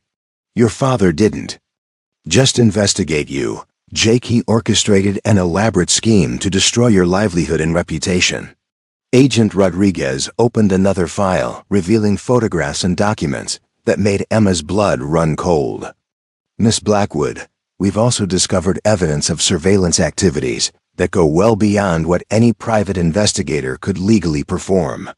Your movements, your communications, even your personal relationships have been monitored for months." The photos showed Emma and Jake at Murphy's Diner, walking through downtown Millbrook, even sitting on Jake's front porch. Long-range telephoto shots, what appeared to be hidden camera footage, and detailed logs of their activities painted a picture of comprehensive surveillance that violated numerous privacy laws. "This is insane," Emma whispered, staring at images of intimate moments she'd thought were private. "He's been treating me like a criminal under investigation." "The federal wiretapping and surveillance laws are very clear," Agent Rodriguez explained. "What's been done here crosses multiple legal boundaries. We're looking at potential charges including stalking, invasion of privacy, and conspiracy to violate civil rights." Sarah pulled out another set of documents, her expression grim with satisfaction. "There's more." Harrison's investigators appear to have accessed sealed court records from Jake's parents' estate proceedings, obtained medical records from his mother's cancer treatment, and even attempted to gain access to his college academic records. Each of these actions represents a separate federal crime. The room fell silent as everyone absorbed the scope of Harrison's surveillance operation. What had started as a father's concern for his daughter had escalated into a criminal enterprise that violated dozens of laws and invaded the privacy of multiple innocent people. "What happens now?" Jake asked quietly. Agent Rodriguez closed the files and looked at each of them with professional gravity. Now we build a federal case against Harrison Blackwood and everyone who participated in this conspiracy. This is no longer about personal disputes or civil litigation. This is about systematic criminal behavior that threatens the foundation of our legal system. How long will that take? Emma asked. Federal investigations move at their own pace, but given the evidence you've provided, we'll be seeking warrants within the week. Mr. Blackwood's business records, communications, and financial transactions will all be subject to federal scrutiny. As they left the federal building, Emma felt a strange mixture of vindication and sadness. Her father's behavior had been worse than she'd imagined, but seeing it laid out in stark legal terminology made her realize how completely he'd been consumed by his need for control. I need to go see him, Emma said as they reached Sarah's car. I need to confront him with what we know before the FBI shows up at his door. Emma, that could be dangerous, Jake warned. If he's desperate enough to commit federal crimes to break us up, there's no telling how he'll react when he realizes he's facing serious prison time. He's still my father, Emma replied, her voice heavy with conflicting emotions. Whatever he's become, whatever he's done, I owe him the chance to explain himself before his world comes crashing down. Sarah nodded grimly. I understand the impulse. But Jake's right about the danger. If you're determined to confront him, we do it legally and safely. I'll call ahead and arrange a meeting at his office with witnesses present. An hour later, they sat once again in Harrison Blackwood's penthouse office, but this time the power dynamic had shifted dramatically. Harrison looked older than he had just days before, the stress of his escalating campaign evident in the lines around his eyes and the tension in his shoulders. I assume you've come to gloat, Harrison said, his voice lacking its usual commanding authority. I've come to give you a chance to explain yourself, Emma replied quietly. Father, we know about the surveillance, the illegal access to records, the conspiracy with Bradley. We know about the other people you've targeted over the years. We know everything. Harrison's carefully constructed facade cracked, revealing the frightened man underneath. You don't understand what I was protecting you from. You don't understand the kind of man Jake Sullivan really is. I understand that you committed federal crimes because you couldn't accept your daughter's choice in partners, Emma replied, her voice steady despite the pain in her eyes. I understand that you've become so obsessed with control that you've lost sight of everything that should actually matter. Harrison stood up and moved to his window, staring out at the city he'd helped build through decades of ruthless ambition. Everything I did for you.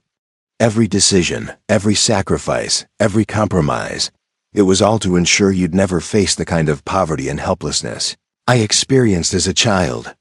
But somewhere along the way, you stopped protecting me and started trying to own me, Emma said softly. You stopped seeing me as a person with her own dreams and started seeing me as an extension of your success. Jake spoke for the first time since entering the office, his voice calm but firm. Mr. Blackwood, I understand your fear of poverty. I've lived with financial uncertainty my entire adult life. But what you've done, the surveillance, the harassment, the systematic attempt to destroy my life, that's not protection. That's persecution. Harrison turned back to face them, his eyes blazing with desperate intensity. You have no idea what real poverty looks like, boy. You think struggling to pay ranch expenses is hardship. I've been homeless. I've been hungry. I've worn the same clothes for weeks because they were the only ones I owned. You think you're little. Financial difficulties compare to that? No, I don't, Jake replied honestly. But your childhood trauma doesn't justify what you've done to innocent people. It doesn't justify violating laws and destroying lives because you're afraid of losing control. Emma stepped forward, her voice breaking with emotion. Father, when did you become so afraid that you forgot how to love? When did protecting me become more important than trusting me?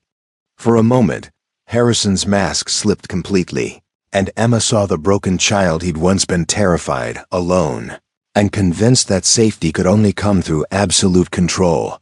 But the vulnerability vanished quickly, replaced by cold calculation. The FB, I will find nothing they can prove in court, Harrison said, his voice regaining some of its former authority. I have the best lawyers money can buy, and I've been careful about documentation and evidence trails. Sarah pulled out her phone and showed Harrison a text message.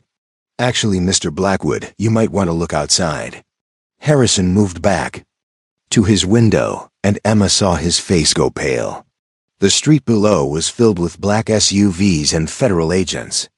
Men and women in FBI windbreakers were entering the building, carrying boxes of equipment and stacks of federal warrants. The beauty of federal investigations, Sarah said calmly, is that they don't depend on local connections or financial influence.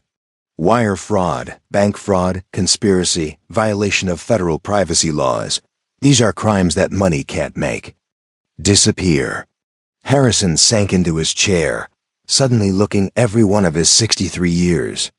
Emma, you don't understand what this will do to our family name, to the business, to everything I've built. I understand that you chose this path. Emma replied, tears streaming down her face. I begged you to accept Jake, to get to know him, to trust my judgment. Instead, you declared war on the man I love and committed crimes that will destroy everything you claim to have been protecting. A knock at the door interrupted them, and Agent Rodriguez entered with 2 other federal agents. Mr. Blackwood, I have a warrant for your arrest on charges of conspiracy, wire fraud, bank fraud, and violation of federal privacy statutes. You have the right to remain silent.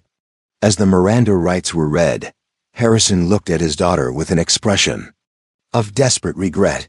Emma, I'm sorry. I thought I was protecting you, but I realize now that I was only protecting my own fears.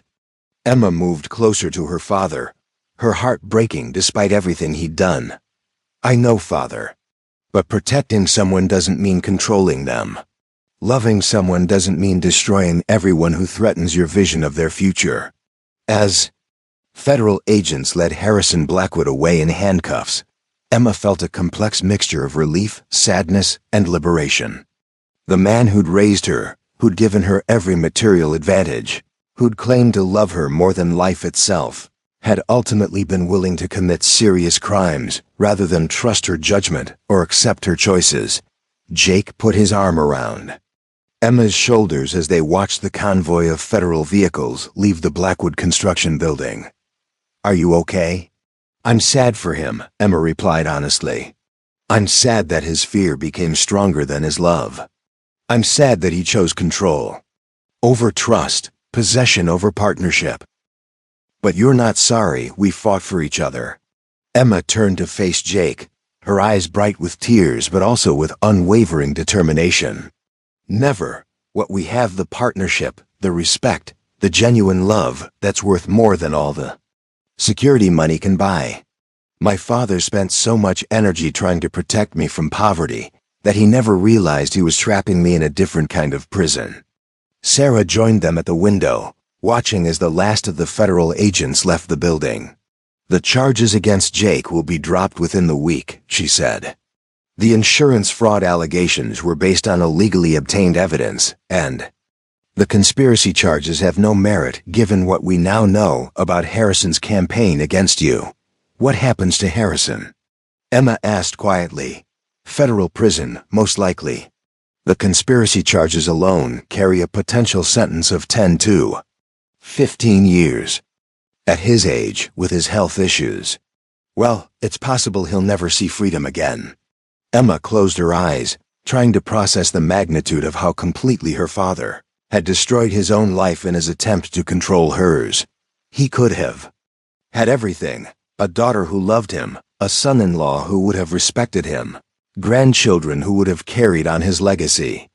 Instead, he chose fear and control and lost it all. Jake pulled her closer, understanding that despite everything Harrison had done, Emma was grieving for the father she'd thought she knew, for the relationship that might have been possible if fear hadn't consumed love. Come on, Jake said gently. Let's go home. As they walked toward the elevator, Emma realized that for the first time in her life, she truly understood what home meant. It wasn't a mansion filled with expensive things or a social position defined by wealth and status. Home was wherever she could be her authentic self with someone who valued her for who she was rather than what she represented. The battle was over, but the real journey building a life based on love, partnership, and shared values was just beginning. 6 months later, the Sullivan Ranch looked transformed.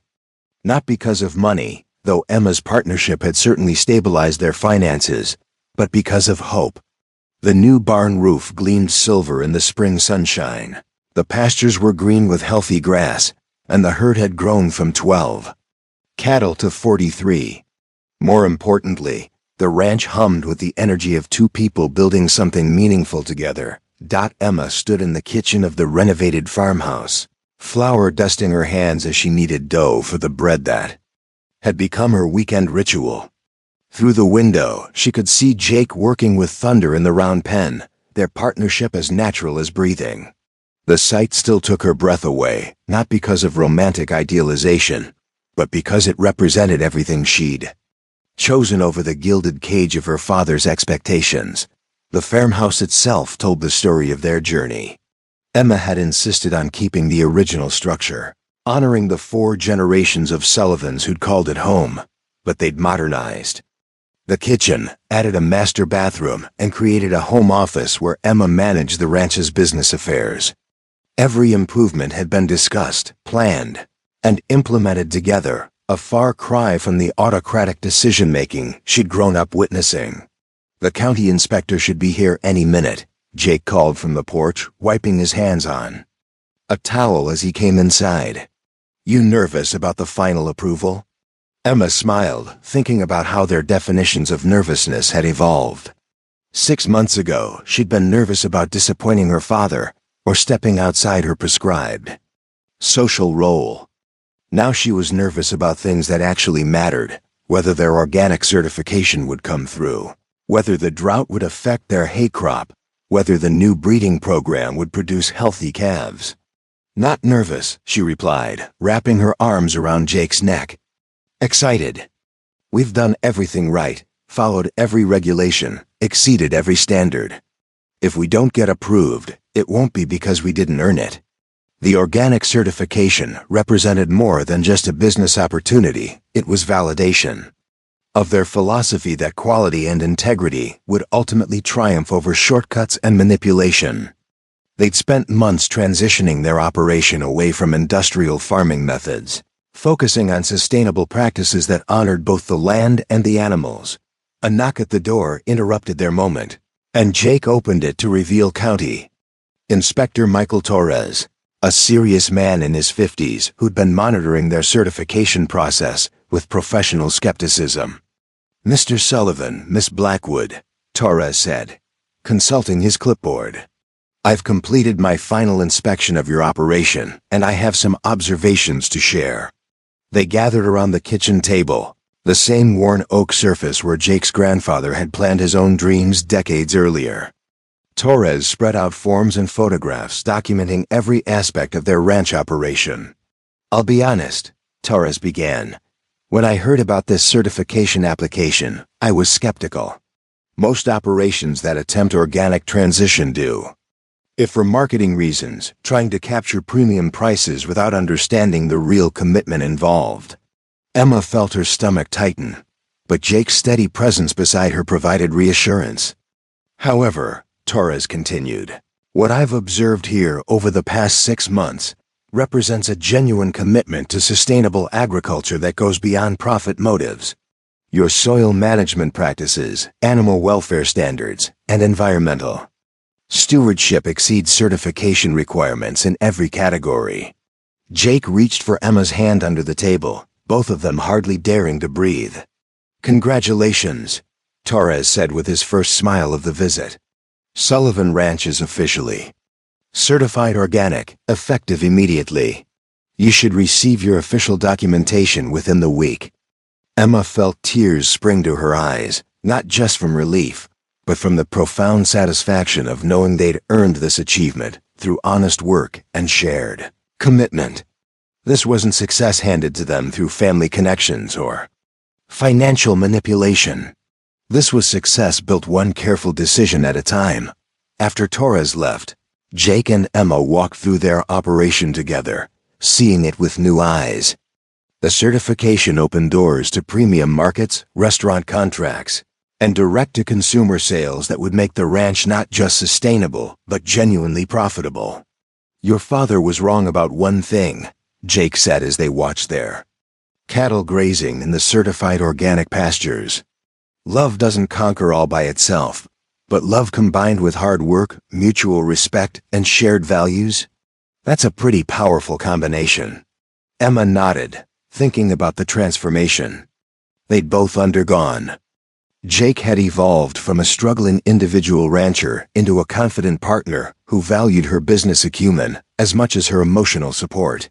She'd transformed from a sheltered rich girl into a capable woman who could read soil reports, negotiate feed contracts, and manage complex agricultural certification processes. "I got a letter from Father yesterday," Emma said quietly, pulling the envelope from her jacket pocket. His first communication since the sentencing. Harrison Blackwood had been sentenced to 12 years in federal prison after pleading guilty to multiple conspiracy and fraud charges. The investigation had uncovered a pattern of criminal behavior spanning 2 decades, destroying the business empire he'd spent his life building. Bradley Henderson had received 5 years for his role in the banking conspiracy, and several other associates faced various charges. "What does he say?" Jake asked gently. Emma unfolded the handwritten letter, her father's usually confident script shaky with age and defeat. "He says he's sorry. He says he understands now that he confused protecting me with controlling me. He says he hopes someday I can forgive him, even though he knows he doesn't deserve it."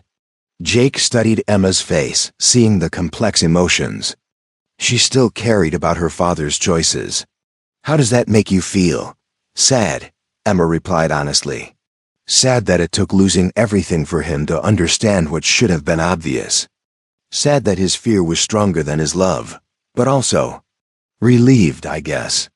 Relieved that he finally sees the difference between protection and possession."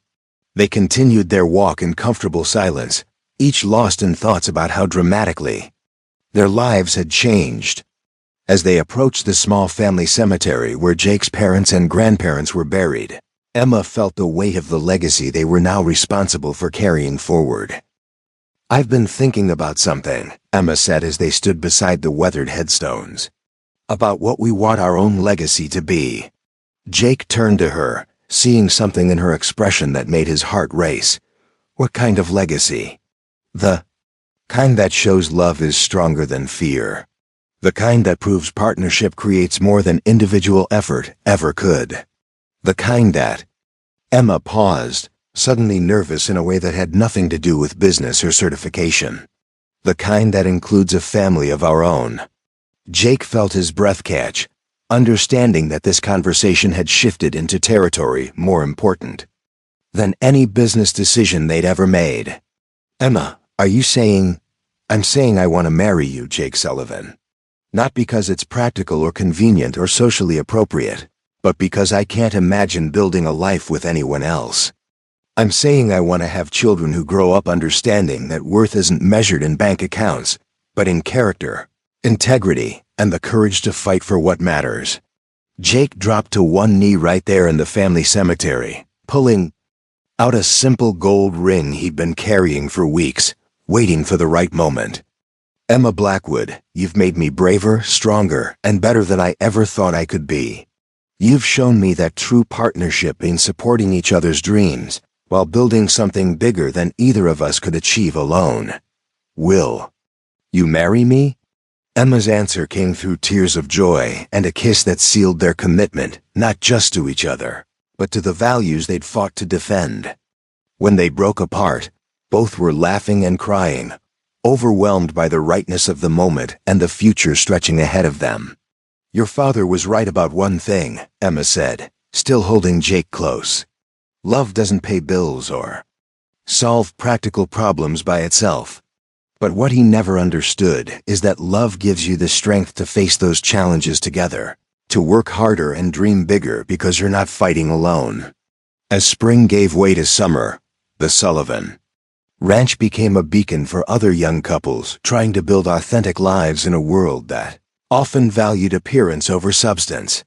Emma and Jake found themselves mentoring other partnerships, sharing both the practical knowledge they'd gained and the philosophical insights that had sustained them through their darkest moments. The wedding itself took place in the pasture, where Jake had first shown Emma his vision for sustainable ranching. Old Pete Martinez officiated, having been ordained online specifically for the occasion. The guest list included the ranchers who'd supported them, Sarah Chun and her family, Doc Williams, and even some of Emma's old friends who'd overcome their initial skepticism about her choices. Notably absent was Harrison Blackwood, though Emma had written him an invitation. His response had been characteristically complex, a letter expressing love, regret, and the recognition that his presence would overshadow what should be a celebration of everything he'd tried to destroy. "You've taught me that real wealth isn't about what you can buy," Emma said in her wedding vows, her voice carrying across the assembled crowd. "It's about who you choose to become and who you choose to become it with. You've shown me that security doesn't come from bank accounts. It comes from partnership, mutual respect, and the knowledge that whatever challenges we face, we'll face them together." Jake's vows were equally heartfelt but characteristically practical. "You could have chosen comfort and safety, but instead you chose growth and authenticity. You could have let your father's fears become your fears, but instead you chose courage and hope. You've made me a better man, a better rancher, and a better partner. I promise to spend every day earning the trust you've placed in me." As they exchanged rings, simple gold bands they'd designed together, Emma felt the profound satisfaction of knowing she was exactly where she belonged. Not because it was easy or comfortable or socially approved, but because it was real. Reception continued long into the evening, with dancing under the stars and stories shared around a bonfire. Sarah Chun raised a toast that captured the essence of what they'd all witnessed. To Jake and Emma, who proved that the best things in life aren't bought, they're built, one honest decision at a time. Later that night, as the last guests departed, and they stood together on the porch of their home, Emma reflected on the journey that had brought them to this moment. A year ago, she'd been a sheltered young woman living according to someone else's definition of success. Tonight, she was a wife, a business partner, a rancher, and most importantly, a person who discovered her own strength and values. "Any regrets?" Jake asked, pulling her close as they watched the moon rise over their certified organic pastures. Emma considered the question seriously, thinking about everything she'd given up and everything she'd gained. The mansion, the social status, the financial safety, net all gone. In their place was work-hardened hands, early mornings, financial uncertainty, and the constant challenges of agricultural life. "Not one," she said finally, meaning it completely. "This is exactly the life I want to build, with exactly the person I want to build it with." As they headed inside to begin their first night as husband and wife, both Jake and Emma understood that their real triumph wasn't over Harrison Blackwood or his narrow vision of success. Their real triumph was creating a life based on authentic values, mutual respect, and the radical belief that love combined with hard work and shared commitment really could conquer anything. 3 years later, Emma Sullivan stood in the maternity ward of Millbrook General Hospital, holding her newborn son while Jake dozed in the chair beside her bed. Little Thomas Sullivan, named for Jake's grandfather, had arrived exactly on schedule. As if even in the womb he understood the importance of reliability and keeping one's word. The baby's tiny fingers gripped Emma's thumb with surprising strength, and she marveled at how completely her definition of wealth had transformed. The most precious thing in her world wasn't measured in dollars or social status, but in the perfect weight of her son in her arms and the gentle sound of her husband's breathing in the early morning quiet. A soft knock interrupted her thoughts, and Sarah Chun entered carrying a bouquet of wildflowers from her own garden. As Jake's best woman at their wedding and now godmother to their son, Sarah had become family in the truest sense. "How are the new parents holding up?" Sarah whispered, careful not to wake Jake. "Exhausted and completely in love," Emma replied, adjusting the baby's blanket. "Sarah, I never understood how my own mother could have let father control so much of her life. But now, holding Thomas, I realize she probably thought she was protecting me by ensuring financial security." Sarah settled into the other visitor's chair, her expression thoughtful. "The difference is that you and Jake are giving Thomas something. Your father never learned to value the security that comes from being loved for who he is, not what he might achieve or accumulate." Emma nodded, thinking about the nursery they'd prepared in the farmhouse. Instead of expensive furniture and designer decorations, they'd filled it with handmade quilts from ranch neighbors, books about animals and nature, and a rocking chair that had belonged to Jake's grandmother. Every item told a story of community, tradition, and authentic love. "I got a call from the prison chaplain yesterday," Emma said quietly. "Father wants to see Thomas. He's requested a visitation approval for grandparents' rights." Jake stirred in his chair, having heard her words, despite appearing to sleep. "What do you want to do?" he asked, his voice still thick with exhaustion. Emma looked down at her son, feeling the weight of decisions that would shape his understanding of family, forgiveness, and the complex nature of human relationships. "I think children deserve to know their history, even the complicated parts. But any relationship with father has to be on our terms, focused on what's best for Thomas, not on father's need for redemption." The conversation was interrupted by another visitor, Doc Williams, who delivered Thomas and had served as an unofficial grandfather figure throughout Emma's pregnancy. His weathered face lit up as he approached the bed. "Well now, let me get a look at the newest Sullivan," Doc said, his voice warm with affection. "Emma, this boy's going to be a heartbreaker just like his daddy, but with his mama's good sense to keep him out of trouble." As Doc examined the baby with gentle expertise, Emma reflected on how their extended family had grown to include people who valued character over credentials, authenticity over appearances. The Millbrook community had embraced her not because of her family name or inheritance, but because of her willingness to work hard and contribute to something larger than herself. "Doc, I've been thinking about the scholarship fund," Emma said, referring to a project she and Jake had been planning. "We want to establish something for local kids who might not otherwise have opportunities for agricultural education." Doc nodded approvingly. "Your father always thought education meant sending children away from their communities to learn to look down on where they came from. Sounds like you're thinking about education that helps young people build up their own communities." Emma smiled, understanding that this distinction captured everything she'd learned about the difference between her father's worldview and her own. Harrison had seen success as escape, moving away from his humble origins toward wealth and status. But Emma had discovered that true success meant contributing to something meaningful, building rather than abandoning community connections. Jake reached for Emma's free hand, his thumb tracing the simple wedding band she wore a far cry from the elaborate jewelry her father would have expected his daughter to display. "The scholarship applications have been incredible," he said. "Kids wanting to study sustainable agriculture, veterinary science, agricultural business management. They're not looking to escape rural life. They're looking to make it better. That's what real education should do," Doc agreed. "Should give people tools to improve their circumstances without abandoning their values or their communities." Later that afternoon, as visiting hours wound down and the hospital room grew quiet, Emma found herself alone with Thomas for the first time. The magnitude of parenthood was overwhelming, not just the responsibility of caring for this tiny person, but the opportunity to shape his understanding of what mattered in life. She thought about the letter she'd written to Harrison but hadn't yet sent, describing his grandson and offering the possibility of supervised visits.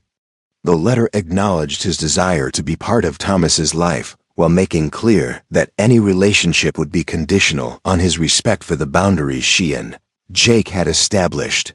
"Your grandfather made a lot of mistakes, little one. Emma whispered to the sleeping baby.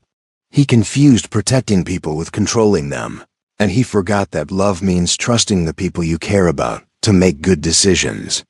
But maybe, if he's truly learned from his mistakes, he can still be part of your life in a positive way. Thomas stirred slightly, as if responding to her voice, and Emma felt the profound responsibility of raising a child who would understand both his heritage and his choices.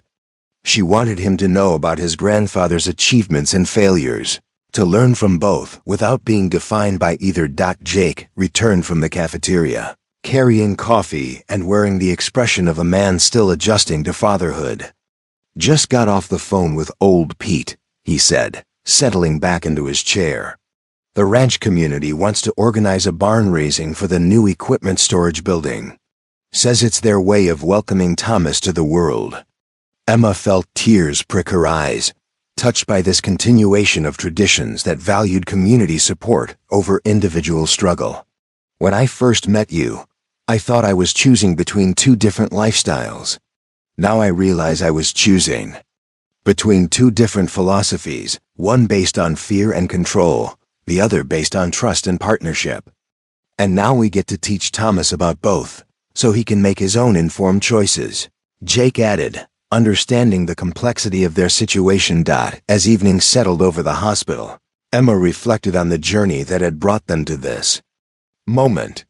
From the dusty confrontation in Jake's driveway to holding their newborn son, every challenge had strengthened their partnership and clarified their values.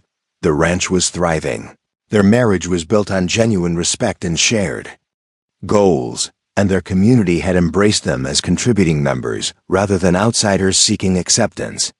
Most importantly, they'd created a foundation for raising children who would understand that wealth meant having enough to share, success meant contributing to something larger than yourself, and love meant supporting each other's authentic growth. Rather than demanding conformity to external expectations, looking out the hospital window at the rolling Texas landscape they now called home, Emma understood that her father's greatest fear had become her greatest triumph. She had chosen love over security, partnership over possession, and authenticity over appearances. In doing so, she discovered forms of wealth that no amount of money could purchase and no external force could steal. Thomas would grow up understanding that his worth wasn't measured by his bank account, but by his character, his contributions to his community, and his willingness to stand up for what he believed in. He would learn that the strongest security came not from financial accumulation, but from being surrounded by people who valued him for who he was rather than what he possessed. As Jake leaned over to kiss both his wife and son goodnight, Emma felt the deep satisfaction of knowing they'd built something truly valuable, not just a successful ranch or a loving marriage, but a legacy that proved love, when combined with hard work and authentic values, really could conquer anything. Humble Cowboy had indeed proved that love costs nothing and is worth everything. Up next, you've got two more standout stories right on your screen. If this one hits the mark, you won't want to pass these up.